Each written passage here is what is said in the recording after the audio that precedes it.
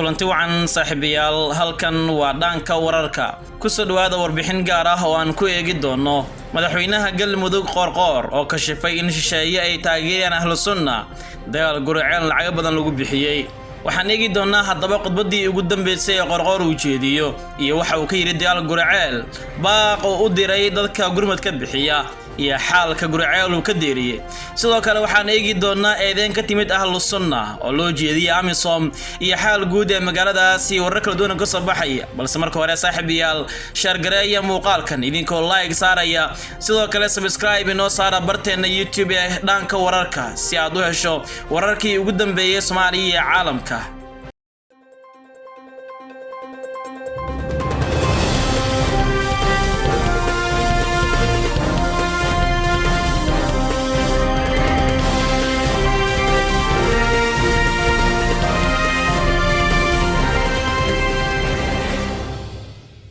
وهجاج aynu ku hormarnay Qorqor ka shifay xaaladda guriceel iyo in uu sheegay in shay lacag ku bixinayaan dagaalka ahlu sunna shir jiraayid oo qabtay madaxweynaha Galmudug Axmed Cabdi Kaariye Qorqor ayuu maanta kaga hadlay dagaalka guriceel isagoo arrimo dhowr ahna soo hadal qaaday waxa ugu horeynta casi u diray dadka ku dhintay dagaalka gudina uu magacaabay in ay gurmad u fidiyaan dadka barakacay iyo baaq u diray dawladda federaalka iyo hay'adaha caalamka si loo caawiyo dadkaasi dhibaataysan madaxweynaha Galmudug Axmed Cabdi Kaariye Qorqor ayaa idin culus u jeediyay ahlu sunna oo sheegay in magac ahaan suurad xumeeyeen sidaas awgeedna dagaalka lagu fursan waayay in la galo kooxdaas oo sheegay in magac diimeed ay ku qaraabanayaan Axmed Qorqor ayaa dhan kale jawaab siiyay wasiirkii hore ee amniga Axmed Macalin Fiqi oo ku sheegay in shacabka reer Galmudug isku dirkooda uu ka shaqeynayo sidoo kale wuxuu sheegay madaxweynaha Galmudug inay diyaar u yihiin cid walba oo tabasho ka qabta maamulkooda balse ay dan yihiin in dagaal iyo awood military loo isticmaalo waxa uu sheegay in muddo ku dhawaad 26 maalmood ahlu sunna hadal ay kula jireen si ay uga baxaan magaalada guriceel ee Galguduud balse uu sheegay inay ka dhiga adeegeen iyagoo raadinaya dana gaar ah mid shakhsi sida hadalka uu dhigay Qorqor waxa uu sidoo kale ku baaqay in si isku mid ah loo daaweeyo dad kala dhinac ku noqda maadaama uu sheegay in dadka la qalday ee u dagaalamaya ahlu sunna aan lagu fiirsan karin dayaca dhaawacooda taas oo baaq u diray hay'adaha caafimaadka ee Galmudug in si isku mid ah loo daaweeyo ciidamada dhanka ahlu sunna iyo kuwa Galmudug iyo kuwa dawladda federaalka Soomaaliya sidoo kale wuxuu sheegay in ahlu sunna ay iyagu dagaalka soo qaadeen Galmudugna ay difaac ku jirto wuxuu sidoo kale beeniyay warar lagu faafiyay baraha bulshada oo sheegayay in la burburiyay dhammaan magaalada guriceel balse wuxuu sheegay in qayb ahaan gacanta ay ugu jirto dawladda isla markaana hadda wixii ka dambeeya la gudagali doono sidii sharci lagu soo lahaa magaalada guriceel dagaal afka ah ayuu ku qaaday hogaanka ahlu sunna oo sheegay in damac gaar ah ay wadaan balse wuxuu u baaqay in haddii ay doonayaan in ay damac siyaasi ah oo ku jiro wada hadal ay la furaan maamulka iyagoo aan waxba wadanin wuxuuna ugu baaqay in hubka ay joojiyaan ay wataan isla markaana wixii ay doonayaan si nabad ah ay ku soo bandhigaan hadalka Qorqor ayaa u muuqanaya mid lagu dibna qaniisanayo ahlu sunna oo dagaal ku soo qaaday guriceel sidoo kale wuxuu cambaarayay in dana shay ay gadaal ka riixayaan ahlu sunna wal jamaa isagoo fashiliyay dana shay oo sheegay inay taageerayaan dhaqaalihi hubna ay ku bixinayaan dhaqdhaqaaqa ahlu sunna iyo dagaal ka soconaya magaalada guriceel waxa uu sheegay in aysan kaga bandoonin cid walba oo qori caaladii wax ku raadisa balse uu sheegay in kaliya ay xalku yahay in si nabad ah lagu wada hadlo dhinaca kale maamulka ahlu sunna wal jamaa ayaa iyagu dhankooda eedeyn u diray ciidamada amisom ee ka howlgala gudaha dalkan Soomaaliya war saxaafadeed ka soo baxay cilmiga diinka ahlu sunna ayaa arintaas looga hadlay hogaanka ahlu sunna wal jamaa ayaa ka hadlay dagaalka degmada guriceel ay kula galeen ciidanka dawladda Soomaaliya iyo kuwa Galmudug oo dhinaca kaas oo geesay qasar mishi dhaawac leh oo tiraahaan aan la cayimin qoraal ka soo baxay hogaanka ahlu sunna ayaa waxa lagu sheegay inay soo dhaweynayaan baaqi nabadda ah ee ka soo baxay qaar ka mid ah midowga musharaxiinta iyo baaqyada nabadeed oo ay soo saareen waxgaradka siyaasiyiinta iyo culimada Soomaaliyeed sidoo kale ahlu sunna wal jamaa ayaa waxa ay sheegeen inay aqoonsan yihiin jiritaanka maamulka Galmudug iyo in dalka ka dhacdo doorasho loo dhan yahay balse ka xun yihiin wixii ka dhacay guriceel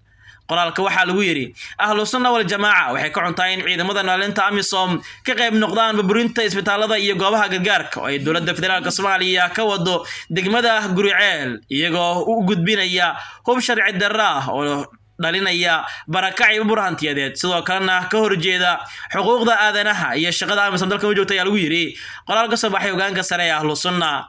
ugu dambeyn ahlu sunna wal jamaa ayaa waxay ugu baaqeen beesha caalamka iyo hay'adaha gargaarka in ay xaaladda bini'aadanimo ee ka taagan degmada Guriceel dad uga jawaabaan si loo badbaadiyo nolosha boqolaal kun oo qof oo ku barakacay duleedka magaalada Guriceel warkan ka soo baxay hoggaanka ahlu sunna wal jamaa ayaa waxa uu soo aadayaa xilli 4 maalin oo xiriir degmada Guriceel ay ku dagaalameen ciidanka dowladda iyo kuwa galmudug dhinaca iyo hoggaanka ahlu sunna kaas oo ay ku dhinteen saraakiil iyo askar far badan labada dhinaca sida xogaha dhanka wararka uu helayo ay tilmaamayaan marka la fiiriyo hadalka ahlu sunna waxa uu muuqanaya mid jawaab u ah hadalka Axmed Qorqor oo ah in Guriceel ay soo weerareen ahlu sunna balse sidoo kale waxay tani muujinaysaa in dagaalkii Guriceel labada dhinac guul ay kala sheeganayaan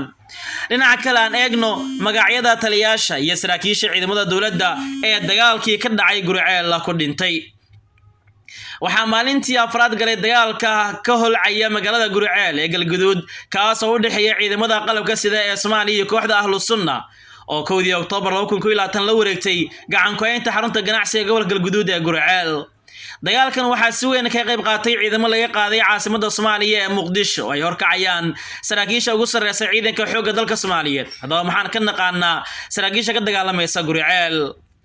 bilowgii bishan waxaa garoonka diyaaradaha Dhuusamareeb ka degay taliyaha ciidanka xoogga dalka Soomaaliyeed Odawaah Yuusuf Raage waana hoggaanka guud ee howlgalka ka dhanka kooxda ay horkacayaan Sheekh Shaakir iyo Maxamuud ee ku sugan magaalada Guriceel Raage 2005 ayuu ka mid noqday ciidanka xoogga dalka Soomaaliyeed qorashadiisii askarnimo kadib waxaa dalka Uganda loogu diray tababar ciidan gaar ahaan ilaalinta madaxda VIP Protection Corps sanadkii 2009 waxaa markale loo diray Suudaan si uu soo qaato tababar Leyli Sargaala wuxuuna 2010kii ka mid noqday saraakiishii qaabilsanayd ilaalinta Villa Soomaaliya taliyaha ciidanka xoogga dalka ayaa hadda lagu eedeynay inuu qayb ka yahay dagaalka holcaya magaalada Guriceel Odawaah waxaa lagu xagliyay inuu si weyn ugu dhow yahay farmaajo Fahad Yaasiin waxaana lagu eedeeyay inuu qayb ka ahaa dadaallo ay kooxda waqtigoodu sharciga ahaa dhamaaday ee bishii Abriil sanadkan ku doonayeen in ay ku hirgeliyaan muddo kordhin 2 sano ah bishii Abriil taas oo fashilantay sargaalka xigay ee hogaaminaya dagaalka Guriceel waxaa ka mid ah Farxaan Maxamed Aadan oo loo yaqaan Farxaan Qaroole taliyaha booliiska ee gobolka Banaadir Farxaan Maxamed Aadan Qaroole ayaa isna qayb ka ah hoggaanka howlgalka Qaroole wuxuu soo noqday taliyaha ciidamada loo yaqaan Haramcad darajada gaashaan la dhexe ayaana la siiyay bishii Abriil kadib markii shaqada laga raacday Saadiq John oo ka hor yimid muddo kordhintii sharciga ahayd ee 2 sano farmaajo ku darsan rabay Farxaan Qaroole wuxuu ka mid yahay shakhsiyaadka uu farmaajo aaminsan yahay inuusan ka soo jeesan shaqadii loo diray wuxuuna ku soo tijaabiyay dhismihii dowlad goboleedyada Koonfur Galbeed Galmudug iyo Hirshabelle dhamaantood wuxuu dhagta ciidda u daray cid kasta oo isku dayday inay ka hor timaado ama banaanbax samayso wuxuuna ka mid yahay shakhsiyaadka ku eedeysan dad shacab ah oo lagu laayay magaalada Baydhabo xilligii lafta gareen la dooranayay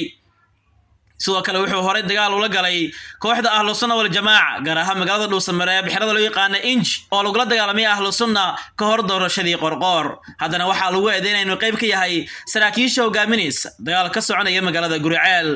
shakhsiga saddexaad waa Maxamuud Xasan Ibraahim Baakay taliyaha guutada shanaad qaybta 2aad ee ciidanka xoogga dalka Soomaaliyeed Maxamuud Xasan Ibraahim Baakay ayaa dhankiisa qayb ka ah hoggaanka howlgalka wuxuuna ciidamo xooggan oo dhulka maray geeyay Guriceel bilowgii isbuucan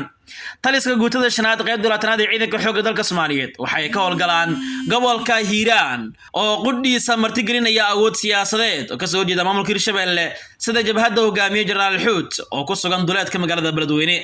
shakhsiga kale waa Mas'uud Maxamed Warsame taliyaha guutada 15aad qaybta 2aad ee ciidanka xoogga dalka Soomaaliyeed Mas'uud wuxuu hore uga tirsanaa saraakiishii kooxda taabacsan ahlu sunna wal jamaa ee lagu biiriyay ciidamada dowladda hoggaanka howlgalka ka socda Guriceel ayuuna qayb ka yahay waana shakhsiga laga rumaysan yahayba in uu ugu muhiimsan yahay ee saraakiisha dagaalka kula jirta ahlu sunna marka laga hadlayo deegaanka lagu dagaalamayo maadaama taliska qaybta 12aad aad fadhigiisu uu yahayba magaalada Guriceel dagaalkan galay maalintii afraad waxaa ku geeriyooday Allah u naxariistay gaashaanle Cabduladiif Axmed Culus oo Faafile taliyihii ururka 6aad guutada 16aad ee ciidanka commandoska ee Danab sidoo kale waxaa dagaalka ku nafwaayay allah u naxariistay laba xidigle aadan ibraahim aadan oo ahaa taliyaha horinta saddexaad ee ururkaas shanaad ee gorgor iyo allah u naxariistay taliyihii ciidanka haramcad ee deegaanada galmudug laba xidigle faarax muumin iyo allah u naxariistay taliyihii garoonka diyaaradaha ee dhuusamareeb ee ciidanka nabad sugidda cabdiqani maxamed diriye dhammaantood waxay qayb ka yihiin saraakiisha ku waxyeelowday ama ku nafwaayay dagaalkii ka dhacay Guriceel sidoo kale waxay iyuna ka mid yihiin kuwa aan sheegnay magacyadooda shakhsiyaadka caanka ah ee horkacaya dagaalka laga soo jeeda ahlu sunna ee ka soconaya magaalada Guriceel ee caasimadda Galmudug daawada fikirkaagii waxay kula tahay nagu reeb qaybta commentiga tan iyo kulan dambe nabadgelyo